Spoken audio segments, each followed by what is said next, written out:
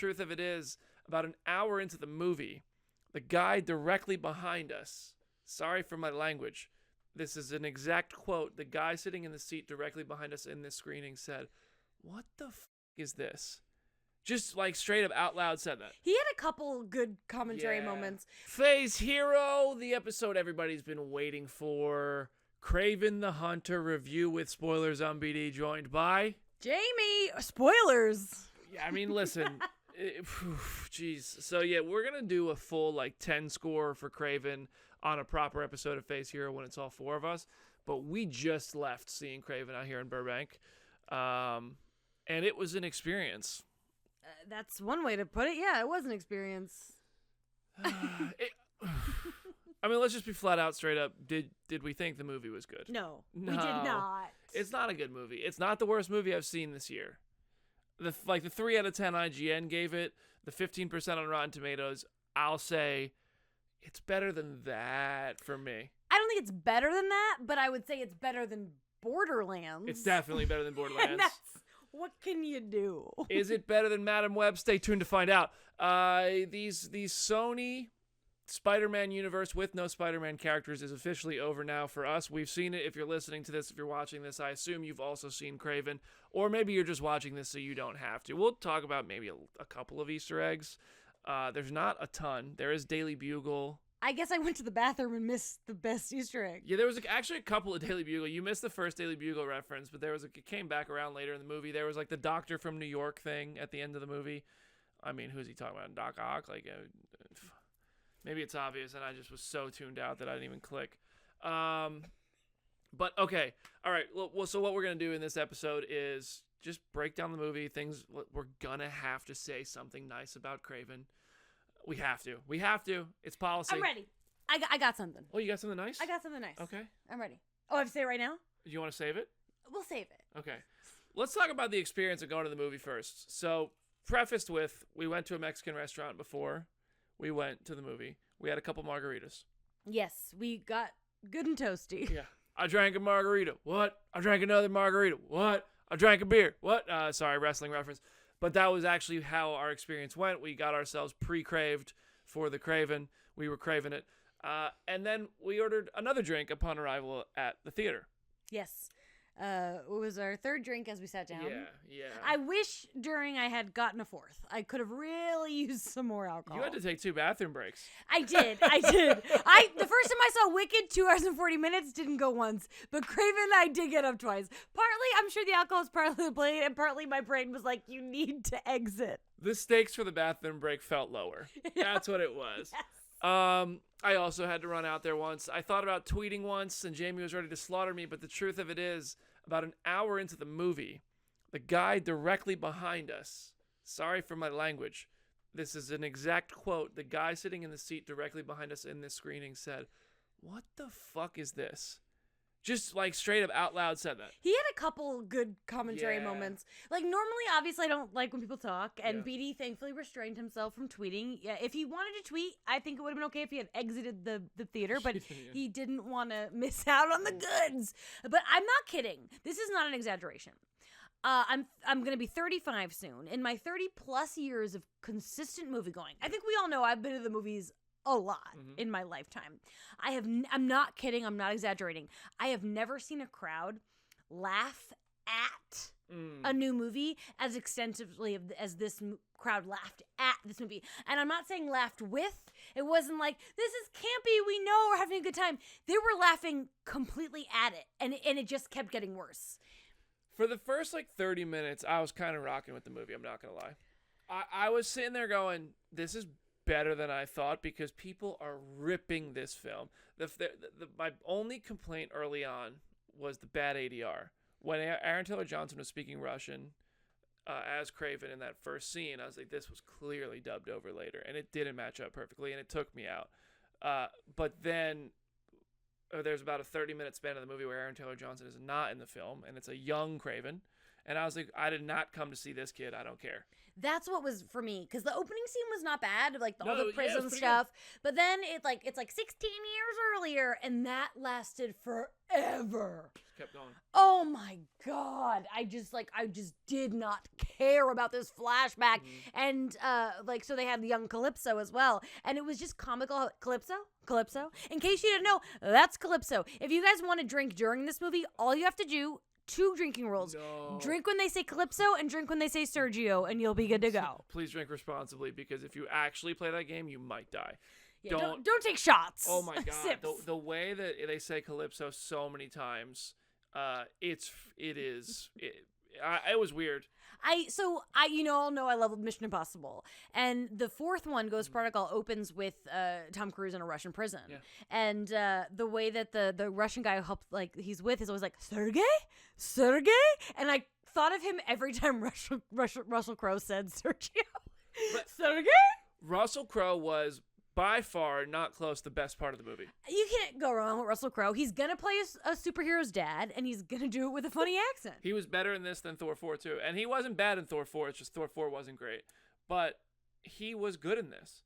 I liked him more as Papa Kravinoff than I did as Zeus. I can't say I agree, because at least Zeus was funny. Zeus was funny, but I felt like Russell Crowe was in a different movie than everyone else in this, because he was actually very, very good. Fair. So we can talk spoilers. Yeah, I'll tell you, the hardest I laughed was when Aaron Taylor Johnson sicked a bear on him in the end and he died. Oh. And that was supposed to be serious. This man got fucking mauled. That said, of all the times the theater laughed at the movie at times they weren't supposed to laugh at it, you were the only one to cackle out loud at the bear mauling of Papa Kravinoff.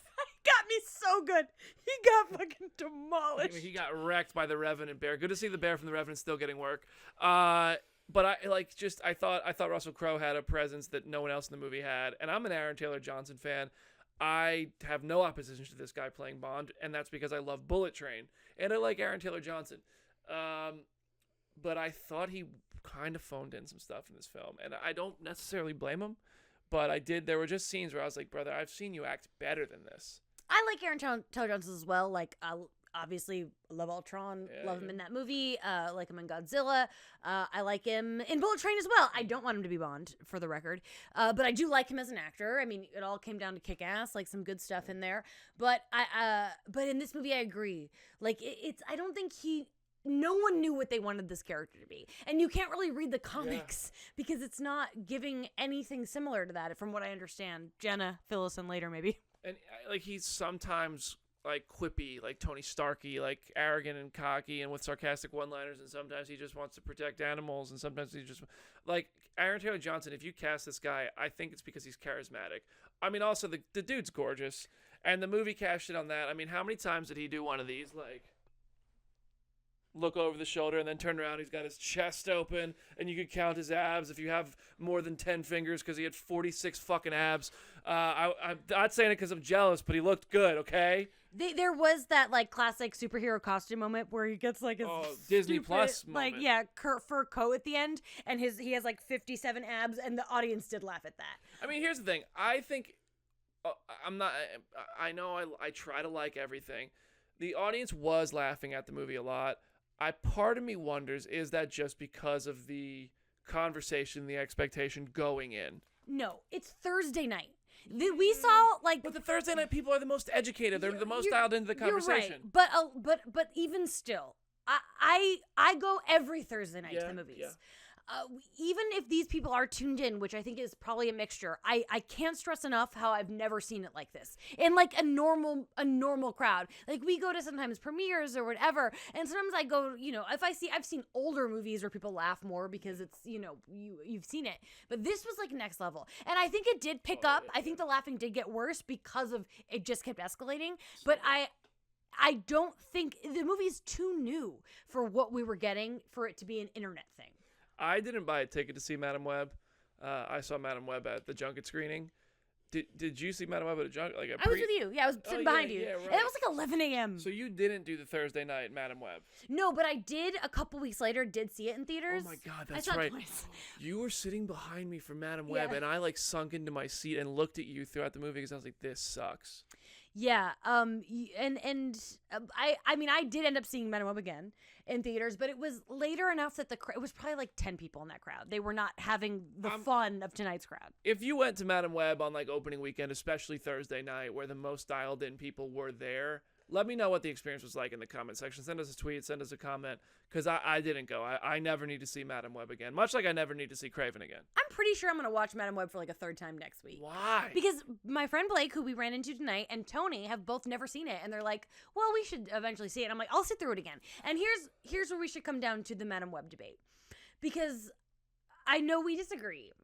And the reason why I like Madame Web more than Kraven is not because it's a better movie. It's because to me, I have more fun sitting through it. I can sit through Madame Web because it's the kind of bad that I can have fun with, whereas Kraven's the kind of bad where I'm like checking my watch, my fake watch on my wrist. I never felt that way. I was checking my watch during Madame Web because I had to catch a flight to Vegas for the WrestleMania kickoff event. I went straight from the Sony lot to the airport, and then I had to come back that night to do this Madame Web junket the next morning. So I was kind of under duress while watching Madame Web. With this one, there were parts of Kraven that I was like, what? It's showing potential, much like with Venom. Like Tom Hardy and as Eddie in Venom is fantastic. It's just the script was just dog poo sometimes. And that was the case here. Like sometimes there were moments of like, there's something of a good idea here. But then it's just delivered and executed just really poorly. But I think that at least the story's cohesive. You can follow it. It's simple enough. Madame Web didn't make any fucking sense.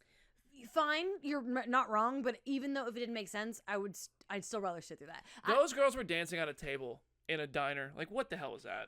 Yeah, you're right, and that's entertaining. It's stupid, but like I'd rather watch that than whatever I just sat through. The moment that got the hardest laugh, I think, in the theater tonight that wasn't supposed to get a laugh was when Calypso said, when Kraven called her and said, they're going to come for you, and she said, oh, these men just walked into my office, and like the whole theater was like, are you kidding me?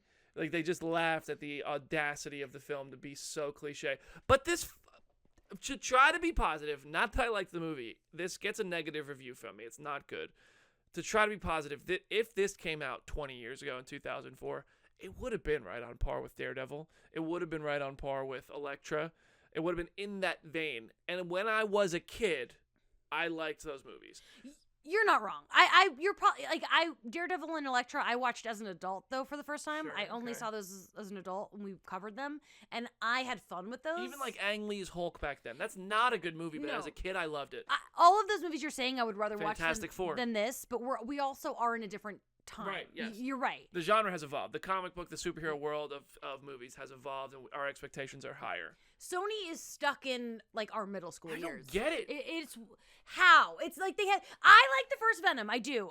The first Venom aside, it's fun. They've fucked it up every time, and we don't agree. I think, but I'm gonna just say it. I personally think Kraven is the worst of all of them. No, I don't think that. I think it's worse than Morbius.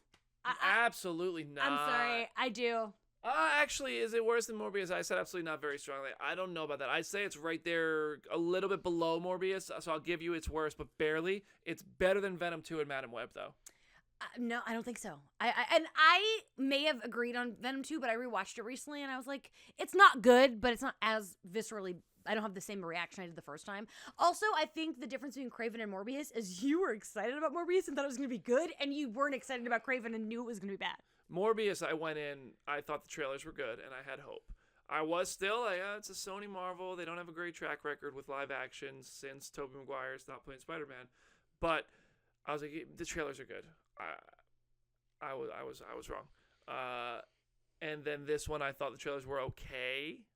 Not as good as Morbius's trailers, and I was like, I'm still not buying it, and the movie was not even as good as its trailers. Madame Web, though, I thought Madame Web looked like a CW, like, I couldn't believe Madame Web existed from the trailers. And I know Jenna would be here to say calling something like the CW is not an insult. Well, no, sure, but if it's going to movie theaters and you have to pay to buy a ticket, it should look better than shows do on the CW. You're not wrong. I want to stress again, it's not that Kraven is a worse movie. It's that I just would rather sit through Madame Web. I'm gonna have more fun with that kind of trash. So many less abs in Madame Web.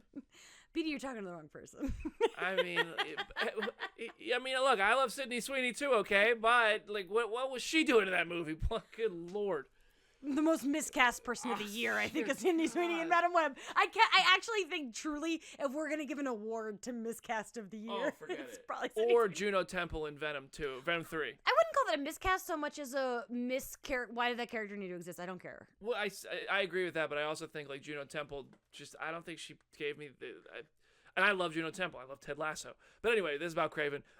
Anything about the film, whether it's the story points, or the Easter eggs and stuff, because that's usually what we do here. I feel like we'll do more of that with Aaron and Jenna. But Daily Bugle was in there. Obviously, Rhino shows up. I thought the VFX of Rhino were good, but the design was shit. Yeah, Rhino did not look good to me. And I don't know if it was I don't know if it's a CGI thing or whatever, but he finally formed, and I was like, that's what we're getting. And I said I'd rather Paul Giamatti in a giant mecha costume. Yeah. Not really a ton of Easter eggs other than the obvious cliffhanger there of Chameleon teasing a doctor from New York. I would have to assume that's the white face that he turned into, it slipped in my mind. I drank too much to eat. Like, I know I should know who he was for a moment there. It gave me like a... Well, he is Chameleon, so... Well, right, but the doctor from New York thing threw me off. And it's like 12:30. Yeah, it's pretty late. But I will say my one nice thing. Okay. I liked Fred Hershinger, but he's been thriving for me lately. Like he wasn't singing.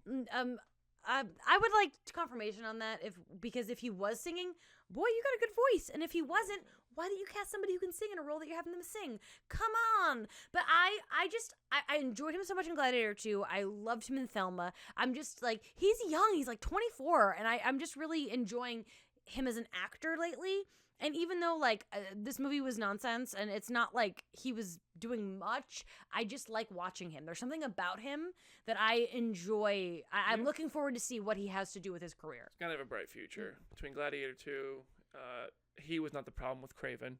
So, you know, I like, he's good. I actually wasn't even hugely fond of his character in Gladiator 2, but I thought he did a good job with what he was asked to do. Yeah. Okay, so that's pretty much, there's no credit scene. This is seemingly the end, according to the Wrap. This is seemingly the end of the Sony universe of Spider-Man characters, whatever. The SUMC or SMUC, whatever they called it. Never heard that in my life. Oh, gosh. It's over. We made it. We're on the other side, folks. My advice, save the money. This is not it's not a movie that's so bad it's good. You have to see it. It just is... I don't think it's as bad as the internet is saying. It's not The Room of superhero movies. There are some elements of it that are just lazy and bad outright. It's not completely devoid of highlights. My rank, I gave Madam Web a 4 out of 10. I'm not going to spoil it completely, but I will say my number for it will be very close to as low as that, but so mildly higher than that when we do our official 10 score on Phase Hero on Wednesday. So any final thoughts from you, Jamie, about Kraven the Hunter here? No, but there are a lot of good films out there, and if you're like, I'm gonna go see a movie, it doesn't gotta be that one. No, this is also projected for 15 million this weekend, and that's just week one. It's supposed to, according to the early predictions, another 20 million the second weekend, 30 million the third weekend, because people are gonna go over and over and over during the holiday season. It's bad. That's flop money. Like, the violence in this movie sucked too. There was one moment where I was like, "Yeah, give it to me," and at this point, it felt like they were like, R-rated movies are doing well. Let's make an R-rated movie, and then they just did cartoonish violence and sort of death montages, and it felt that to me was gratuitous and out of place, and it didn't really work. But there wasn't even enough of it. Like, because I love some gratuitous violence, and there was there was barely any of it. There was a couple scenes, but for the most part, and it looked not really good. It looked fake for the most part. Yeah, sorry, I feel like we're just shit on this movie. We're allowed to do that. But like Deadpool had gratuitous violence, and like let alone in the opening credits, which I thought was hilarious. But to me, it's like the tone and execution is important. And Kraven just felt like it didn't have... There was no emotional core to this movie. The through line didn't really get me. Scene to scene just felt like people showing up and reading lines that they then reread in a recording booth that didn't perfectly match their lips, which was bizarre to me. Too often. Sometimes it did. Too often it didn't. And it's just the fizzle out of the Sony Marvel Spider-Man universe, whatever it's been called. It's so lackluster that I, as a person who has worked in geek media for 10 years, don't even know the proper name of this thing. The fact that they released 3 movies this year and they were all duds. Venom 3 was hands down the best, and it's not close. And I don't agree, because I don't agree with that. Really? I would rather watch Madam Web than Venom 3. Venom 3, Kraven, Madam Web. Madam Web, Venom 3, Kraven. Wow. All right. Well, there you have it. Share your thoughts in the comments, everybody. That's our Kraven the Hunter spoiler-ish review conversation. We just wanted to get something out there to have something to talk with you guys about over the weekend, and we want to hear your thoughts. So if you're watching this on YouTube, drop a comment. If you're listening to it in podcast form, 5-star review, all that stuff, and send us your thoughts on Twitter, @FaceHero, @JamieCinematics, @BrandonDavisBD. I'm sure there will be a letterbox review of this at some point, right? Oh, it's already up. It's already up? Yeah. Why, did you write that in the car while we were driving back? Yeah, I did. That's impressive. That's impressive. All right, y'all. Well, have a good weekend. Thank you so much for listening, and congratulations. We survived.